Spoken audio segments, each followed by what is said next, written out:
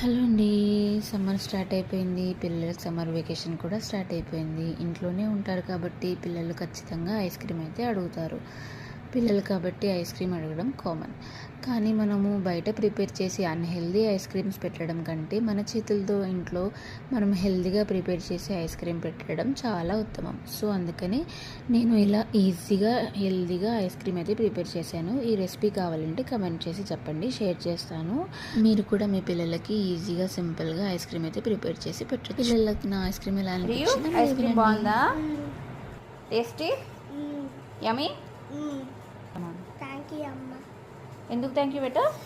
Ice cream మంచి చేసినాను. ఇట్లనే చేయాలా? ఇప్పుడు బయట నుంచి తెచ్చుకోద్దు ఇంకా ice cream. Okay Brinda, ice cream బాగుందా?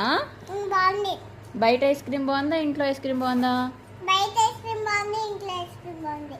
ఇప్పుడు నుంచి బయట ఐస్ క్రీమ్ తెచ్చుకోవద్దు, బాగుంటలేవంట. ఇంట్లోనే చేసుకుందాం ఇట్లా. ఓకే ఓకేనా? బయట ఐస్ క్రీమ్ బాగాలేదు. అవి బాగుండవు, ఇంట్లోనే చేసుకుందాం హెల్దీగా. ఓకే ఓకే, తిను.